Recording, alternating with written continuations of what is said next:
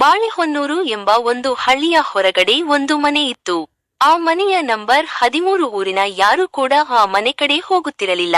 ಯಾರಾದರೂ ರಾತ್ರಿ ವೇಳೆ ಆ ಮನೆ ಕಡೆ ಹೋದರೆ ಚಾಯಿ ಎಂಬ ದೆವ್ವ ಅವರನ್ನ ಕರೆದುಕೊಂಡು ಹೋಗಿ ಸಾಯಿಸಿ ಬಿಡುತ್ತಿತ್ತು.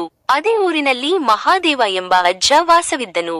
ಅವರ ಮೊಮ್ಮಕ್ಕಳಾದ ಅರವಿಂದ ಮತ್ತು ನಿಶಾ ಬೆಂಗಳೂರಿನಲ್ಲಿ ಅವರ ಅಪ್ಪ ಅಮ್ಮನ ಜೊತೆ ವಾಸವಿದ್ದರು. ಈಗಿರುವಾಗ ಅರವಿಂದ್ ಮತ್ತು ನಿಶಾಗೆ ಕಾಲೇಜಿನಲ್ಲಿ ರಜೆ ಕೊಟ್ಟರು. ಅರವಿಂದ್ ಮತ್ತು ನಿಶಾ ತಮ್ಮ ಅಜ್ಜನ ಮನೆಗೆ ಹೋಗಲು ನಿರ್ಧರಿಸಿದರು. ಅವರು ಅಪ್ಪ ಅಮ್ಮನಿಗೆ ಹೇಳಿ ಬಾಳೆಹೊನ್ನೂರು ಹಳ್ಳಿಗೆ ಬಂದರು. ಅಲ್ಲಿ ಅಜ್ಜನ ಜೊತೆ ಮಾತನಾಡುತ್ತಾ ಕಾಲ ಕಳೆದರು. ಸಮಯ ಕಳೆದಂತೆ ರಾತ್ರಿ ಆಯಿತು. ನೀವಿಬ್ಬರು ರಾತ್ರಿ ಹೊರಗಡೆ ಹೋಗಬೇಡಿ, ಏನೇ ಇದ್ದರೂ ನನ್ನನ್ನು ಕೇಳಿ ಆಯ್ತಾ? ಯಾಕೆ ಅಜ್ಜ ರಾತ್ರಿ ಹೊರಗಡೆ ಹೋದರೆ ಏನಾಗುತ್ತೆ? ಬೇಡ ಮಗು, ರಾತ್ರಿ ಹೊರಗಡೆ ಹೋದರೆ ಚಾಯಿ ನಿಮ್ಮನ್ನು ಸಾಯಿಸಿ ಬಿಡುತ್ತಾಳೆ. ಟೈಮ್ ಆಗಿದೆ, ಇವಾಗ ಹೋಗಿ ಮಲಗಿ ನೀವು ಅಂತ ಹೇಳಿ ಅಜ್ಜ ಮಲಗೋಕೆ ಹೋಗುತ್ತಾರೆ. ಆದರೆ ಈ ವಿಷಯ ಅರವಿಂದ್ ಮೆದುಳಲ್ಲಿ ಕೊರೆಯುತ್ತಾ ಇರುತ್ತೆ. ನಿಶಾ, ನೀನು ನನ್ನ ಜೊತೆ ಬರುತ್ತೀಯಾ? ಹೊರಗಡೆ ಏನಿದೆ, ಈ ಚಾಯಿ ದೆವ್ವ ಯಾರು ಎಂದು ತಿಳಿದುಕೊಂಡು ಬರೋಣ. ಇಲ್ಲ ಅರವಿಂದ್, ನಾನು ಬರಲ್ಲ. ಅಜ್ಜ ಹೊರಗಡೆ ಹೋಗಬೇಡಿ ಎಂದು ಹೇಳಿದ್ದಾರೆ. ನನಗೆ ಭಯವಾಗುತ್ತೆ. ಏನೂ ಆಗಲ್ಲ ಬಾ ನಿಶಾ, ಭಯ ಪಡಬೇಡ, ಏನೂ ಆಗಲ್ಲ. ಚಾಯಿ ಬಗ್ಗೆ ತಿಳಿದುಕೊಂಡು ನಾವು ಊರಿನ ಜನರನ್ನು ರಕ್ಷಿಸೋಣ. ಒಳ್ಳೆ ಕೆಲಸಕ್ಕೆ ಭಯ ಪಡಬಾರದು. ಆಯ್ತು ಅರವಿಂದ್, ಒಳ್ಳೆ ಕೆಲಸಕ್ಕೆ ಸಹಾಯ ಮಾಡಲ್ಲ ಅನ್ನಬಾರದು. ಬರುತ್ತೇನೆ, ಏನಾಗುತ್ತೆ ನೋಡೋಣ ಬಾ.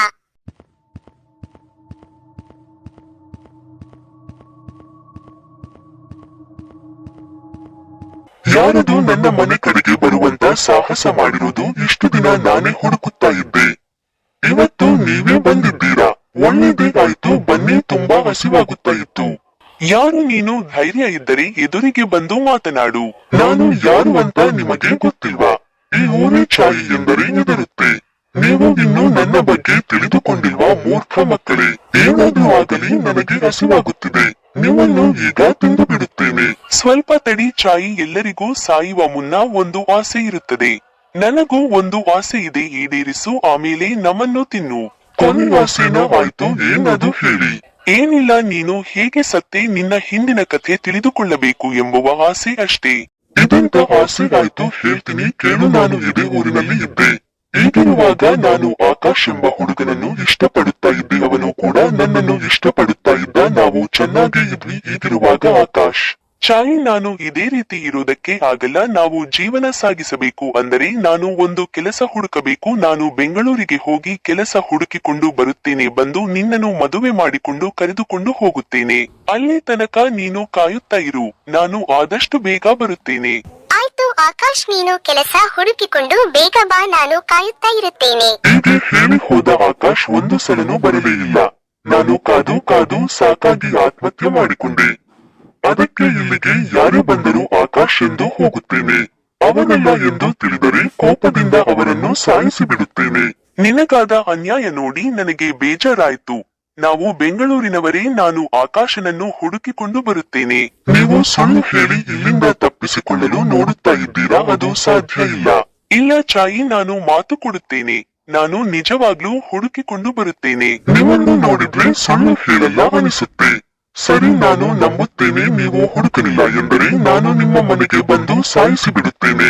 ಈ ರೀತಿ ಹೇಳಿ ಅರವಿಂದ್ ಮತ್ತು ನಿಶಾ ಮನೆಗೆ ಬಂದರು. ಬಂದು ಅಜ್ಜನ ಜೊತೆ ಎಲ್ಲವನ್ನೂ ಹೇಳಿ ಅವರು ಬೆಂಗಳೂರಿನಲ್ಲಿ ಇರುವ ಅಪ್ಪ ಅಮ್ಮನಿಗೆ ತಿಳಿಸಿ ಆಕಾಶನನ್ನು ಹುಡುಕಿಕೊಂಡು ಕರೆದುಕೊಂಡು ಬಂದು ಚಾಯಿ ಹತ್ತಿರ ನಿಲ್ಲಿಸಿದರು. ಯಾಕೆ ಆಕಾಶ್, ನೀನು ಬರುತ್ತೇನೆ ಎಂದು ಬರಲೇ ಇಲ್ಲ? ನೀನು ಹೀಗೆ ಮಾಡಬಾರದಾಯ್ತು. ನನ್ನನ್ನು ಕ್ಷಮಿಸಿ ಚಾಯಿ, ನಾನು ಹೀಗೆ ಮಾಡಬಾರದಾಯ್ತು. ನಿನ್ನ ಈ ಸ್ಥಿತಿ ನೋಡಿ ನನಗೆ ಬೇಜಾರಾಗುತ್ತಿದೆ. ನೀನು ಈ ರೀತಿ ಮಾಡಿಕೊಳ್ಳಬಾರದಾಯ್ತು. ನಾನು ಕೆಲಸ ಹುಡುಕಿಕೊಂಡು ಬರುವುದು ಸ್ವಲ್ಪ ತಡ ಆಯ್ತು. ಅಷ್ಟರಲ್ಲಿ ನೀನು ಈ ರೀತಿ ಮಾಡ್ಕೊಂಡಿದ್ದೀಯ. ನಾನು ಬಂದು ಊರಲ್ಲಿ ವಿಚಾರಿಸಿದೆ. ನಿನ್ನ ಬಗ್ಗೆ ಹೇಳಿದನ್ನು ಕೇಳಿ ಅಲ್ಲಿಂದ ಮತ್ತೆ ಹೊರಟು ಹೋದೆ.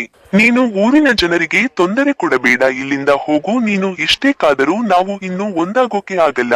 ಆಕಾಶ್ ಹೇಳಿದ ಮಾತು ಕೇಳಿ ಅವನನ್ನು ನೋಡಿದ ಖುಷಿಯಲ್ಲಿ ಚಾಯಿ ಅಲ್ಲಿಂದ ಸಂತೋಷದಿಂದ ಹೊರಟು ಹೋದಳು.